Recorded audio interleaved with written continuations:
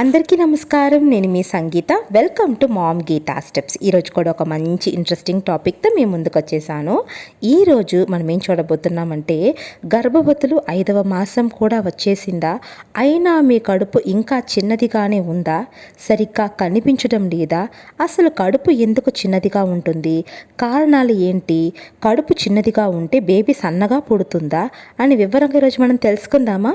అంతకంటే ముందు ఒకవేళ మీరు గనక మన ఛానల్ మొదటిసారి చూస్తూ ఉంటే తప్పకుండా మామ్ గీతా స్టెప్స్ని సబ్స్క్రైబ్ చేసుకోండి. సో ఇంకెందుకు ఆలస్యం, లెట్స్ స్టార్ట్ అవర్ వీడియో.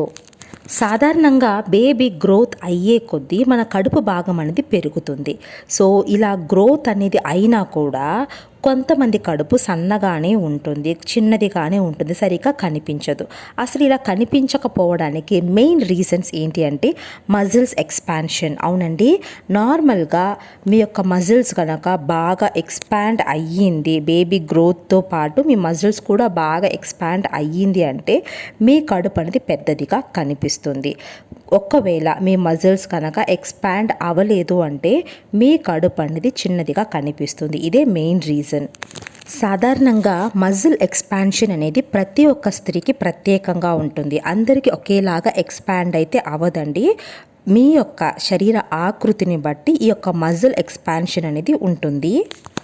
సాధారణంగా సన్నగా పొట్టిగా ఉండే గర్భవతులకు కడుపు భాగం అనేది చిన్నదిగా ఉంటుంది, స్పేస్ అనేది. సో యూట్రస్ అనేది ఒక్కసారి స్ట్రెచ్ అవ్వడం ప్రారంభించిన తర్వాత బేబీ గ్రోత్ అవుతున్నప్పుడు యూట్రస్ స్ట్రెచ్ అనేది బయటకు అవుతుంది అన్నమాట. ఎందుకంటే పొట్టిగా ఉండే వారికి కడుపులో స్పేస్ అనేది ఎక్కువగా ఉండదు, కాబట్టి ఎక్స్పాన్షన్ అనేది బయట వైపుగా వస్తుంది. సో దీనివలన సన్నగా పొట్టిగా ఉండేవారికి కడుపు పెద్దదిగా కనిపిస్తుంది.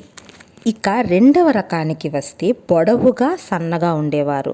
పొడవుగా ఉండేవారికి కడుపులో స్పేస్ అనేది ఎక్కువగా పొడవుగా ఉంటుందండి. సో దీనివలన ఏమవుతుందంటే బేబీ గ్రోత్ అవుతున్నప్పుడు యూట్రస్ అనేది ఎక్స్పాండ్ అవుతున్నప్పుడు కడుపు భాగం యొక్క పై వైపుగా ఈ యొక్క యూట్రస్ అనేది సాగుతుందన్నమాట.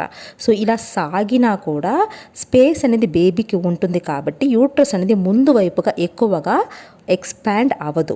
సో దీనివలన పొడవుగా సన్నగా ఉండేవారికి కడుపు అనేది చిన్నది కానీ కనిపిస్తుంది. కాబట్టి స్మాల్ స్టమక్ అనేది ఒక ప్రాబ్లం అయితే కాదు. మీ యొక్క శరీర ఆకృతిని బట్టి ఈ యొక్క స్టమక్ అనేది ముందుకు లేదా పైకి అనేది సాగుతుందన్నమాట. సో ఇది ప్రాబ్లం కాదండి. ఈ యొక్క స్మాల్ స్టమక్కి బేబీ ఆరోగ్యానికి చాలా వరకు అయితే సంబంధం ఉండదు.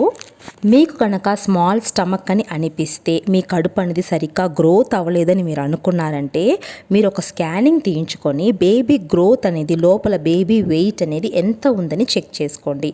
బేబీ వెయిట్ కనుక కరెక్ట్గా గ్రోత్ అవుతూ ఉంటే మీ కడుపు చిన్నదిగా ఉన్నా కూడా ప్రాబ్లం లేదండి.